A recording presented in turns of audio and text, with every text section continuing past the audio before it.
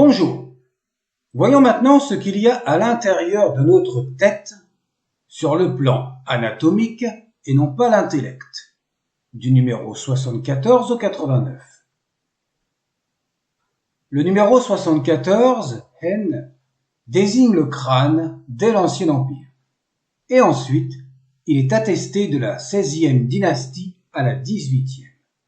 Le terme a été repris à l'époque gréco-romaine pour désigner la tête, voire au numéro 22, dont la dernière graphie, dans cet exemple numéro 74, à la 18e dynastie, emploie le déterminatif du sarcophage, comme expliqué dans la vidéo 235, donc au numéro 22.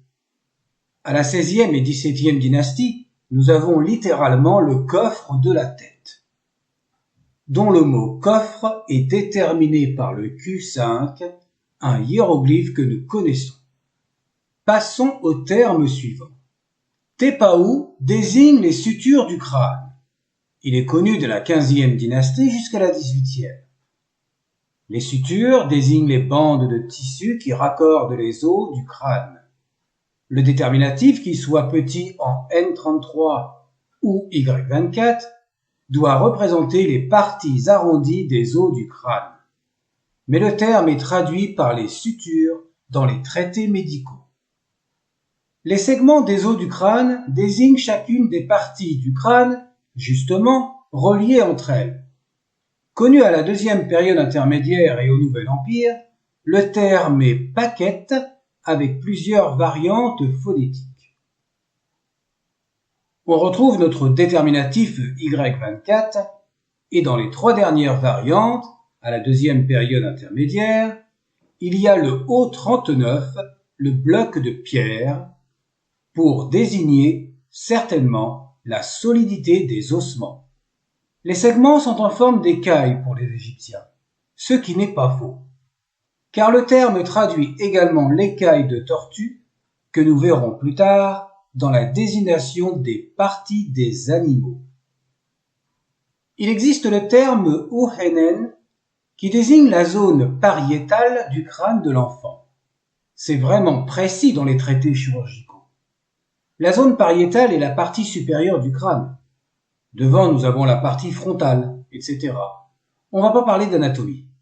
Attesté de la 15e à la 17e dynastie, le terme Uhenen est déterminé par la tête D1 ou le sarcophage Q5 sans surprise.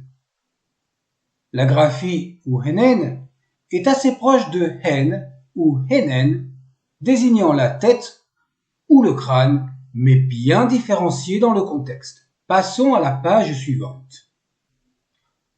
Le cerveau, qu'il soit humain ou animal, est désigné par âme. À la 11e et 12e dynastie, on le retrouve principalement dans les textes des sarcophages. De la 15e à la 18e dynastie, la graphie devient amem. Le déterminatif de l'œuf ne désigne pas toujours un terme en relation avec l'œuf.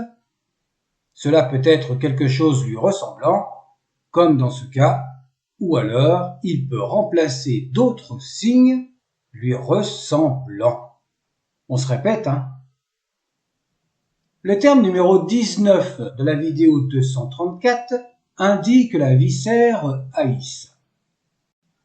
Au cours de cette explication, nous avons indiqué que l'on retrouvera ce terme pour une autre partie du corps.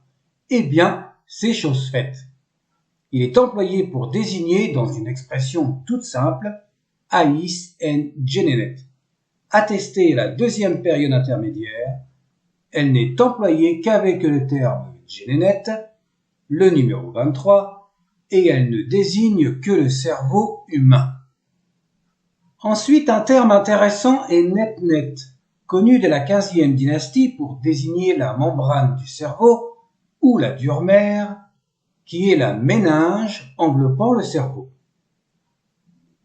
À la période saïte, ou 26e dynastie, la variante est netet, et à la période romaine, neda, par évolution phonétique, tout en restant au féminin.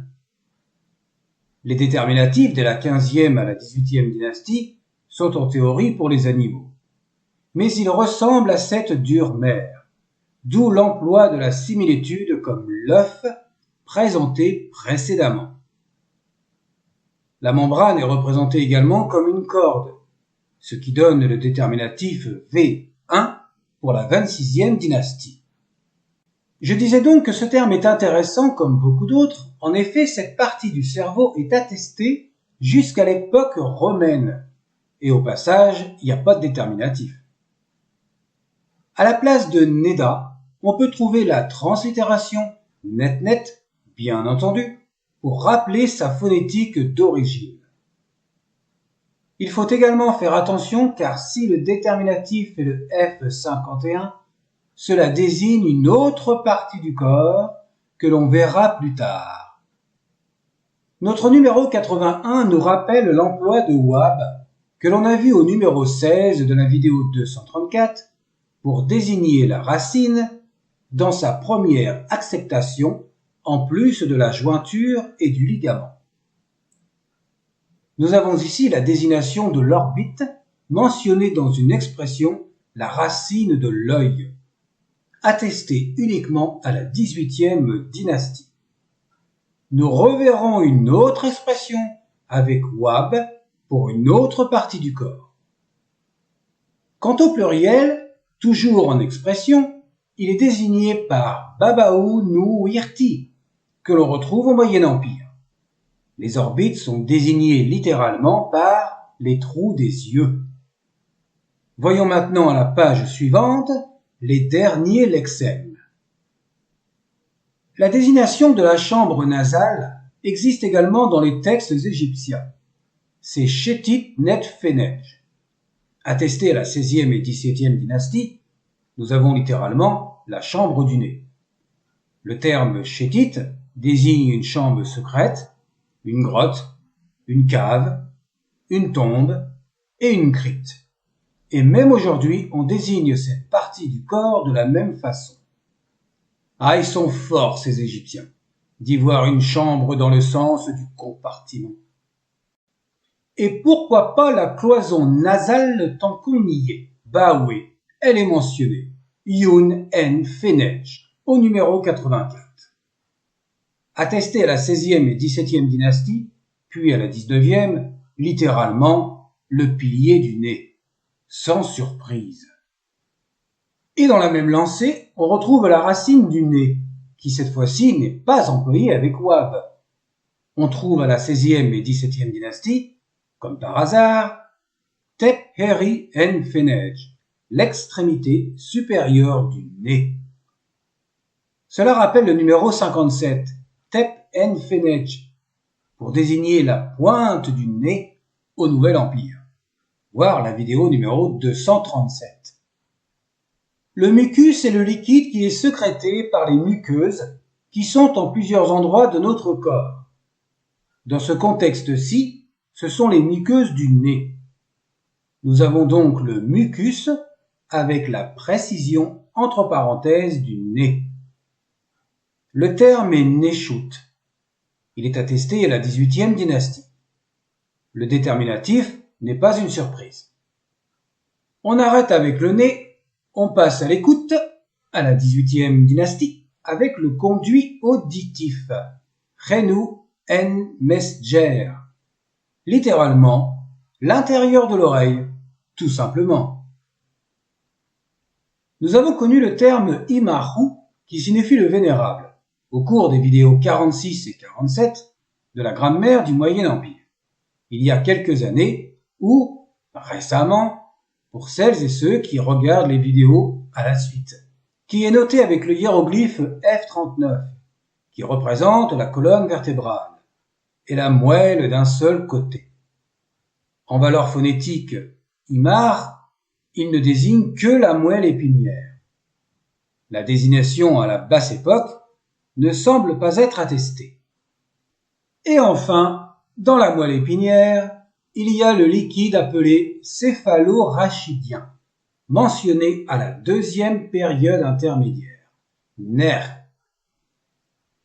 Pour conclure, aucun nouveau hiéroglyphe dans cette vidéo, puisqu'ils ont tous été présentés au cours de cette chaîne jusqu'à celle-ci.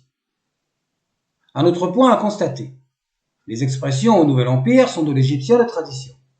Et oui, il n'y a pas les articles pas, ta et na. Dans la prochaine vidéo, la numéro 239, on parlera de ce qu'il y a dans la bouche, c'est-à-dire la cavité buccale. Et comme à l'accoutumée, portez-vous bien. Ah, ça commence mal pour moi.